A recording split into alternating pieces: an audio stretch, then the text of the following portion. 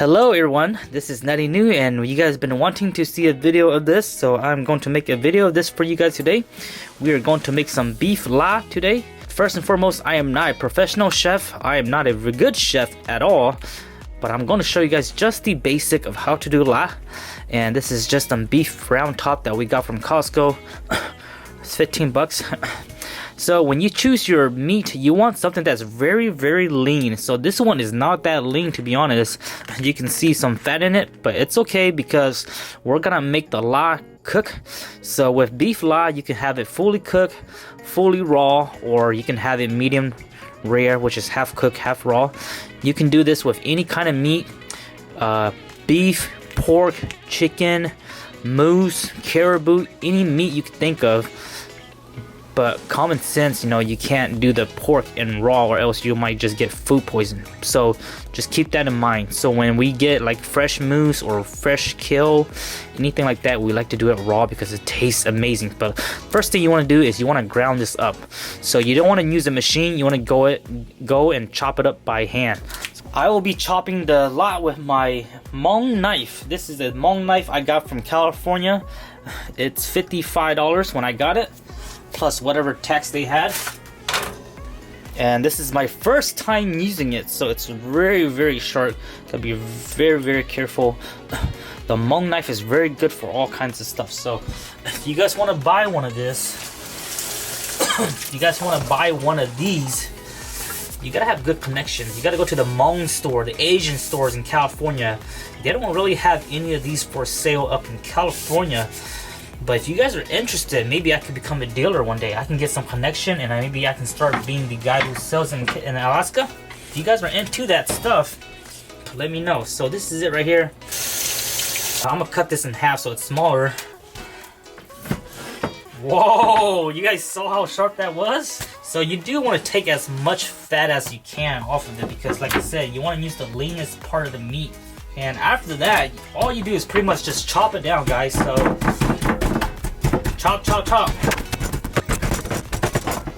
Here's a close-up of the chopping. So we'll go ahead and put this in the bowl, and then we'll do the rest and show you guys the next step. Raw beef right here. This is raw, but we're gonna go ahead and make it cook because Mao doesn't like it cooked, or Mao doesn't like it raw. She likes it cooked. Some of the ingredients we need next are gonna be lemongrass.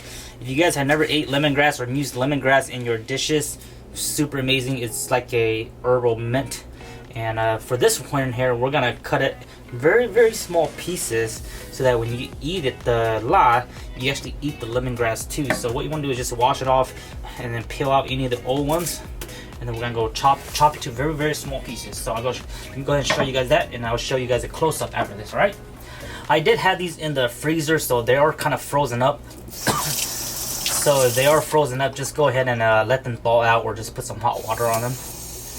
And with all these ingredients that we're adding into the laap, there is no exact amount on how much and how many you can put. You can put as much as you want, as much as you like. It all depends on your flavor and your tasting, guys. So keep that in mind. So I won't be saying that, oh, you need a teaspoon of this, a tablespoon of that, you need a half cup of this. No. It's all about the taste. It's all about what you like. I'm really glad that I took culinary arts when I was in high school. They do teach you a lot of the basic of cutting, etc. This knife is a little bit overkill though, so it's super sharp too as well. So here we have is the lemongrass, and again, you want to just chop it so that's very thin. I could have went a little bit more thinner. You guys can see how thin they are right here. And then we also went and go ahead and chop us some red pepper.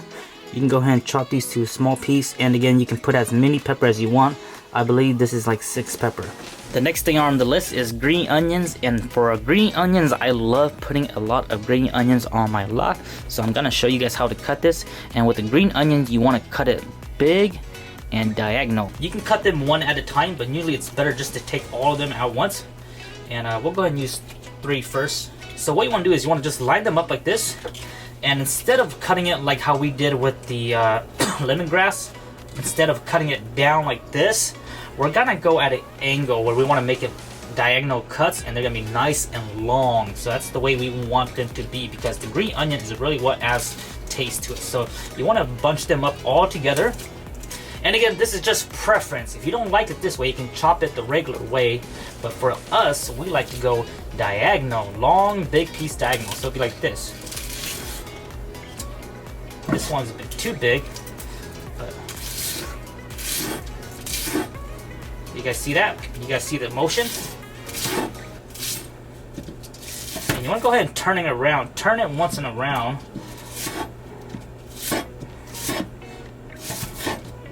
I'm actually gonna keep these because I want to regrill them. This is where a nice sharp blade does come in handy. You can see how they're cut in big pieces, because the things that we want to eat them with, they're nice and big, not diced up into small pieces, because this is what adds taste and flavor and texture to all at one time.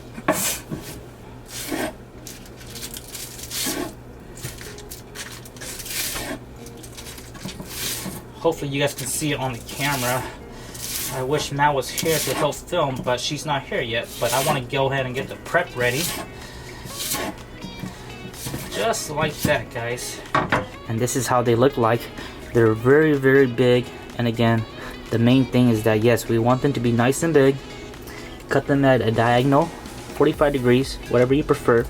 If you don't like doing it that way, you can just cut it straight down. But we like to keep it at least maybe 1 inch long, or a 1/2 inch to 1 inch long in length. Next thing on the list is some onions. We're gonna go ahead and dice a full onion.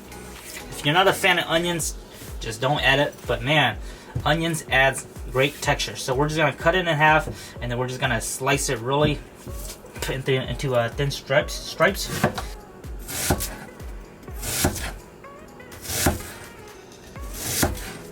So you guys see how it is? We're cutting into slices so that when they break apart, there'll be nice strips here, and when you eat it, it's all nice and crunchy. It gives you that nice taste. Alright, so that's what we have. We're gonna go ahead and set these into our bowl here. This bowl here has our green onions. I did went and go ahead and cut some lime. But I have the green onion, I have the lemongrass, the pepper, and we're gonna put the onion in here, and then we'll add these later on. The other stuff we need is cilantro. So I'm gonna take a handful of cilantro. And this stuff here, you can just kind of cut it so that it's in small pieces. Nothing too small. You don't have to make it super diced up, just so that it's in breaking pieces. So just something like that. So there you guys have it. Just nice cilantro, just like that. The other thing I have right here is fresh mint leaves. This is fresh mint leaves, and we're just gonna go ahead and wash them with water, and then we're not gonna chop these. We're just gonna tear these into leaves and then add them the way they are, guys. So if you guys do own the Hmong knife, it's completely steel, so every time you use it, you want to make sure you wash it with warm water, and you always want to make sure that you dry it right away, guys. This is steel, and if you don't dry it right away and you just put it into its storage case, it will rust over time, and you will have to buffer it. So always take care of your Hmong knife, and then it will take care of you. So make sure that when you're done using it, dry it out and just let it air dry for a few seconds, and then you can store it away. So keep it nice and clean, very, very sharp. It's still very, very sharp after we did all those meat cutting and veggie cutting. So super, super amazing, guys. Here's a test to show you guys. Oh my god, my eyes are burning. Very, very sharp. We need to put plastic over the onions. Obviously, make sure the pan is nice and hot. And we're just gonna cook the ground beef.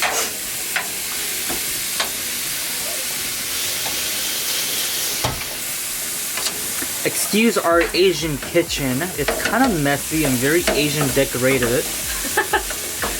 You know you're in an Asian kitchen when you have a bunch of spices in the corner. If you ain't got these spices behind you like this, you ain't got the A kitchen.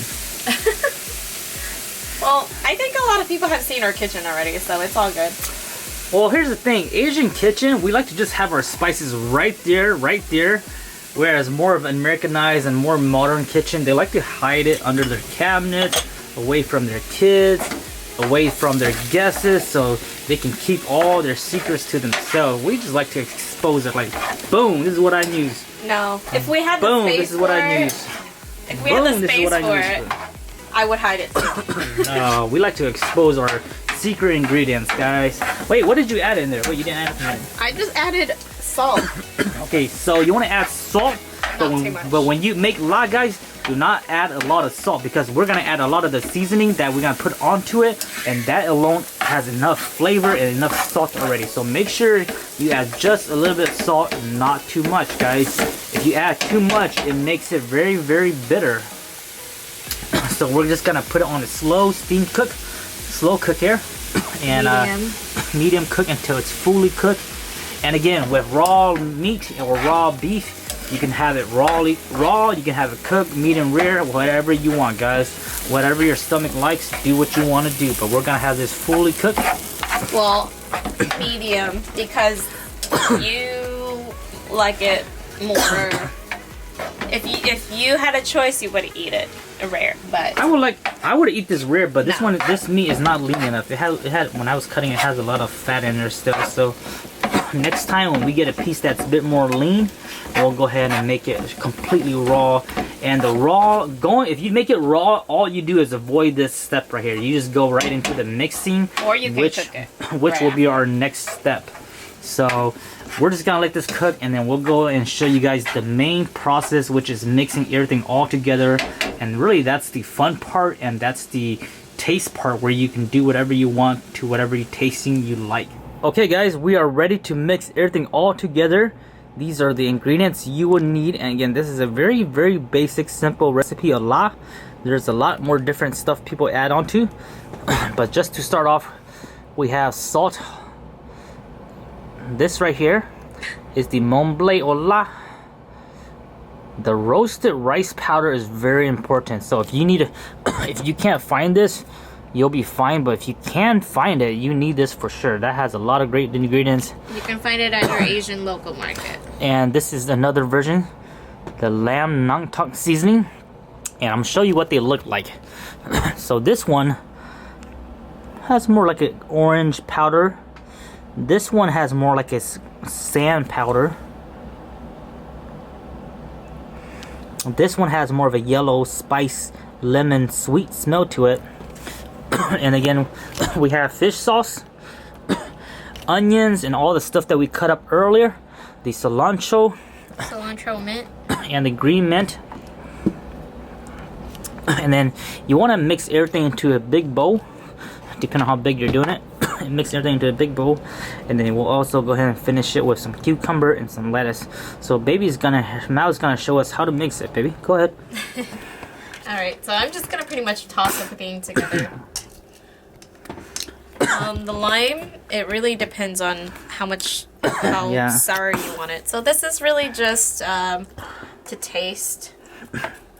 So You know what? If you don't like onions, you don't have to add onions in there, you Yep. guys. That's what I said. And that's one full onion. There's the green So I was onion. just telling Mal that I chopped up. Dang, you put a whole onion in there, babe? Mm-hmm. I only just do half. Well, the things that I was gonna say, I thought that the amount of meat that I chopped up was gonna be a lot, but it wasn't that much. I don't know if we should put that much onion No, in just there. go ahead and do it. It's good. It's gonna be really oniony. It's fine. The onion is good. Onion adds a lot of taste. So we're just gonna go ahead and add all that together. So that's what, onion, green onion, lemongrass, chili pepper. I'm gonna save the lime for last. Yeah. Oh, you don't want to add the powder first? No, I like to do it after. Okay. Because I want the seasoning to be on like the, I don't know, I want it to be on like the veggies too. Okay. And just, Now this is the mint that she's plucking off the stems. So that's what I was talking about earlier. The more mint, the better, guys. The mint leaves are so refreshing, guys. It tastes amazing. It tastes freshing, and it just tastes like mint. So the more mint leaves you put in there, the better. It's like eating something and having your tooth getting washed with like mint. okay. Now, if you were doing this in a big, so let's say if you're preparing this for 20 people, you would do this in a big old bowl. And then you can wear a latex glove and you can just actually mix it with your hands. So a lot of people do it that way instead of using a spoon like what we have here to mix everything together. Yeah, usually, I prefer to mix things with my hands. Yeah, so usually when you're doing like a big proportion of this stuff right here, you can put on gloves or wash your hands, and then you can actually mix it all together just with your hands. Look at that, man. If you guys aren't here, but man, I can smell the goodness of it already. The mint leaves makes a big difference. So here we go. We're mixing it up. Not too much. I'm gonna season it. I'm just gonna make sure. No, go ahead. Kind of mix the. And again, just the veggies together. Now that it's all mixed up, now it's gonna add all these powders, the seasoning, and again, there's no amount. No, there's no proper amount. It's all based on taste. So you just go and add a little bit at a time. I'll probably save the salt for last. Save the salt for last. Don't add the salt yet. Okay, which one is this? This is the laap seasoning. Take a look at it so you don't mix it up. Oh yeah, it's fine. I usually put the same amount. And again, you add only depend. And this is like a teaspoon. Yeah, like I was saying, if you're making a lot more than this, obviously you're gonna add more. But if you're making one just for 2 people, for 1 person, obviously you're gonna add little. So just use your own judgment. And this is very, very popular with Thai cooking, Laos cooking. They don't have a measuring cup style. They just always add by taste. So it's always a taste, a way of taste. So it's always by taste. Did you add the rice flour? Yeah, I did. Yeah, the rice flour. And what is that? Fish sauce? Yeah, just a little bit. A little bit of fish sauce. Oh man, it looks good already. Only if it was raw. I don't know why you like it raw. Raw is like I mean, I get it. I'd say the raw laap is more of like a guy's dish. This is like definitely laap is like a.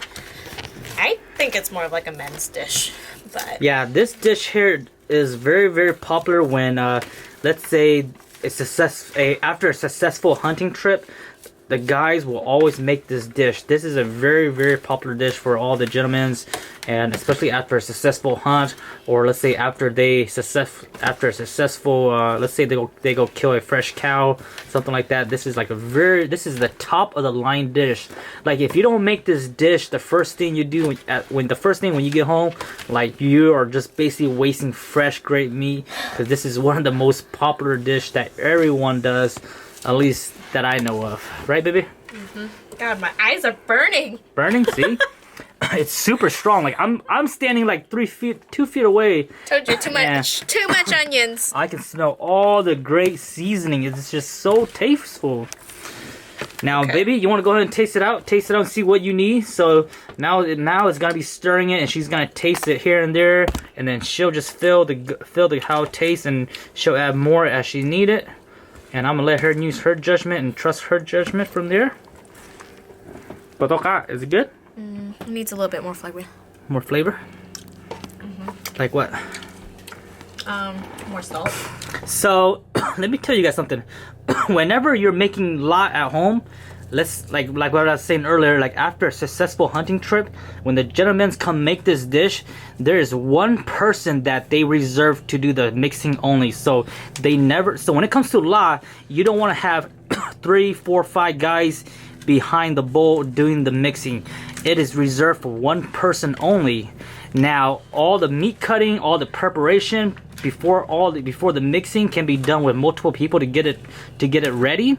But when it comes to mixing the actual laap, they usually leave it to what they call it the master, or the main chef that knows what to do, how to add the proper ingredients, how to taste it, and how to add what's good and what's not. So we put a lot of respect to the guy who always does the mixing of the laap. So that's one thing. That's why I'm letting Mao do it. I'm not gonna go in there and be like, hey, I want you to add this, I want you to add this. I'm gonna let one person do the mixing and let them do the judgment only. So that's always like that. And when the main chef that does the mixing thinks that it's ready, they'll invite you to come and test it out and see if you like it. And then if you don't like it, you can always tell them to add a little bit more of this, a little bit more of that. But 95% of the time, they choose one person because they already trust their experience, and they already know how to mix it. So the main chef, the main mixer, will always invite you as a courtesy invite, just to have you test it out and see what it tastes like. So when Mao's ready, you're gonna invite me to come test it, right? Yes. So I feel like I'm gonna sneeze. All the seasoning. you're probably too close to it. I should have gave you. No. I should have gave you an N95 mask. You might have needed. No, I mean it's the same with black pepper. I'm one of those people, you guys. Like, you know, you think that on like in cartoons, you know how like you get like how they get a person to sneeze is like black pepper. I'm that person. Like, whenever I cook and I put black pepper or like seasonings, and it's like strong and kind of powdery, like I like sneeze. So speaking of black pepper, do we add it or do we not add it? No. We don't ever add black pepper, guys. So black pepper, you don't add it because, and again, with the sauces, these are your main sauce. If you have these three right here, the salt, the fish sauce, you're pretty much golden, and this is really what makes the dish right here, along with all these veggies that we just added, the mint leaves, the green onions, and all that good stuff, guys. All right, you're mixing for a few minutes now. How's it going? More stuff? Almost. More stuff, okay. Just a little bit of some rice powder and again, you can see why they usually choose somebody to do the mixing, because it does take some time, about 10 to 15 minutes, depending on how big they're doing it, and depending on like what they're adding, and it's all a taste. So you know, you mix a little bit, you taste it, you mix a little bit, and once you're satisfied with it, you can go ahead and be served. It can be served to whoever's eating with you. You can see where like all the salt. Oh, you know what else we're missing? What? So the other thing that we're missing is stomach, the beef stomach. You guys probably know what that is. It looks like a really belly carpet. But that's something else we forgot. But belly carpet, is that what you said? It is what it is. Baka, it's good. Hello. Here, taste it. I mean, I don't want to add more. Should I add? I don't know. Should I add a little bit more here? Taste. Let me taste it. Because I know you don't like it too salty. It's fine. Okay, you like it? I know you don't like it when things are too salty. Sorry, guys. You guys won't be able to see my reaction. Here, oh, look at actually, that. Good. Cool. Okay. Should I add a little bit more salt? No, it's good. Okay. If you can add more, add the other powders. Maybe I'll add a little bit more. Maybe a little bit more of the laap. Add a little bit more of the rice powder. I did. I'm gonna add this one. Yeah, I don't know. Ooh, it is strong. It has a strong kick to it, guys. Yeah. I only add, what, 2 slices of lime? So, we're gonna wrap it up, guys. This is a video of how to make DIY home laap. And again, we'll go ahead and put a list of all the ingredients in the comments and the video description. It's good now. But now, you can basically eat it. And again, you can cook this with beef, whatever meat you want. Yep. You can eat it with lettuce, cucumber. You can eat it with this. You can eat it with sticky rice, a bowl rice, whatever you want to do, guys. Hope you guys enjoyed this video, and let us know in the comment section if you guys have any questions, or if you guys have any suggestions. Maybe you guys know how to make a lot better than we do. Again, we're not professional at making this dish, but this is just the basic, so we just want to share this with you guys so you guys can do this at home. Yeah. Well, you know, I mean, this looks kind of unsanitary when we're like digging in this, but it's just you and me, so it's all good. It's how it is. Like traditionally, when what is it? Bon appetit? This is how it is. Like when you're doing like a family dinner and you're making laap, everybody just kind of dig in a little bit, you know. All right, that's a wrap, guys. Hope you guys enjoy. Talk to you guys later. We're gonna enjoy this laap. Oh, mix it. Mix it a little bit.